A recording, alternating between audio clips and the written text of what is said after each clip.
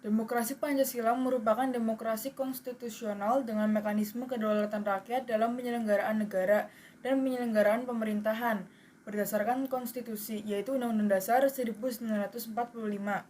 Sebagai demokrasi, Pancasila terikat dengan Undang-Undang Dasar 1945 dan pelaksanaannya harus sesuai dengan UUD 1945. Makna demokrasi adalah bentuk pemerintahan di mana semua warga negaranya memiliki hak setara dalam pengambilan keputusan yang dapat mengubah hidup mereka. Demokrasi mengizinkan warga negara berpartisipasi baik secara langsung maupun perwakilan dalam perumusan, pengembangan, dan pembuatan hukum. Klasifikasi demokrasi dan macam-macam bentuknya. Pertama ada berdasarkan titik berat perhatiannya, yaitu ada demokrasi formal, umumnya dianut oleh negara-negara liberal, dan juga ada demokrasi material, dianut oleh negara-negara sosialis, dan demokrasi gabungan, biasanya dianut oleh negara non-blok. Kedua, berdasarkan ideologi, ada demokrasi konstitusional atau liberal. Demokrasi ini didasarkan pada kebebasan atau individualisme dan kekuasaan pemerintahannya dibatasi oleh konstitusi.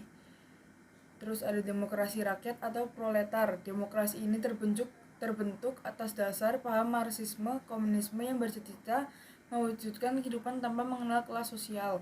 Dan klasifikasi yang terakhir yaitu berdasarkan proses penyaluran kehendak rakyat. Ada demokrasi langsung. Demokrasi ini melibatkan rakyat dalam pemerintahannya. Dan ada demokrasi tidak langsung. Demokrasi ini dijalankan dengan sistem perwakilan melalui pemilihan umum. Selanjutnya, ada prinsip-prinsip demokrasi. Yang pertama ada kedaulatan rakyat. Kedua, pemerintahan berdasarkan persetujuan dari yang diperintah. 3, ada kekuasaan mayoritas. 4, hak-hak minoritas. 5, jaminan hak asasi manusia. 6, pemilihan yang bebas, adil dan jujur. 7, persamaan di depan hukum. Dan yang terakhir ada proses hukum yang wajar. Periode demokrasi di Indonesia dapat dibagi menjadi 4, yaitu demokrasi parlementer atau liberal tahun 1950 sampai 1959, demokrasi terpimpin tahun 1959 sampai 1966, demokrasi Pancasila tahun 1966 sampai 1998, dan reformasi dari 1998 hingga kini. Kita akan bahas satu persatu. Demokrasi parlementer. Parlemen memegang kekuasaan politik sangat besar, sistem multipartai. Parlemen terdiri dari wakil-wakil partai yang berasal dari beragam aliran atau ideologi. Yang kedua, demokrasi terpimpin. Karakteristik sistem kepartaian melemah karena kekuasaan presiden yang semakin besar. Peran kontrol DPR gotong royong atau DPR GR melemah. Pemilu tidak terselenggara. Upaya konsolidasi kekuatan politik dengan cara pembentukan kabinet gotong royong yang mewakili semua fraksi dan partai. Ketiga, demokrasi Pancasila atau Orde Baru. Karakteristik kekuasaan presiden sebagai kepala negara dan kepala pemerintahan sangat tinggi. Partai politik dibatasi jumlah dan peran politik. Pemilu terselenggara, teratur setiap 5 tahun, tidak ada pergantian kekuasaan politik. Soeharto berkuasa selama 5 periode pemilu. Yang terakhir ada demokrasi transisi atau reformasi, yaitu dari tahun 1998 hingga kini. Karakteristik sistem pemerintahan presidensial parlemen terdiri dari banyak partai atau multipartai. Sistem pemilihan langsung untuk presiden dan kepala daerah lembaga perwakilan dibagi menjadi TPR dan TPD. Desentralisasi kekuasaan dengan model otonomi daerah, kebebasan pers lebih baik. Pentingnya kehidupan demokrasi adalah kehidupan masyarakat, antara lain dapat meningkatkan keamanan, ketertiban masyarakat sebab dengan terwujudnya kehidupan demokratis, semua warga masyarakat puas.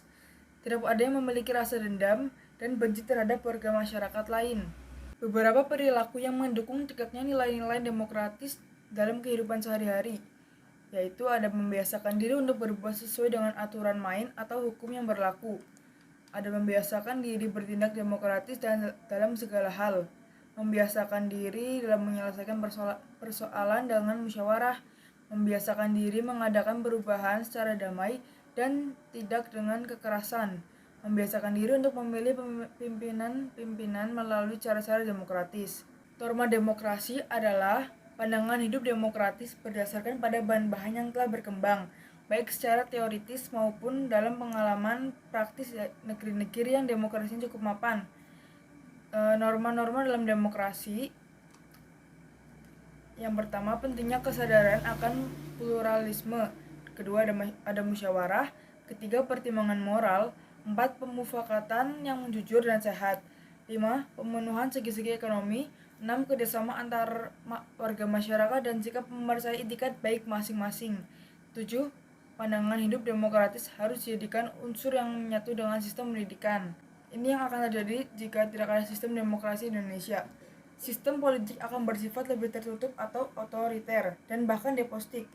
Akan terjadi hukum rimba dan proses pembuatan kebijakan publik lebih berorientasi kepada kepentingan-kepentingan dari golongan tertentu, sehingga akan lebih sulit kebutuhan masyarakat terfasilitasi.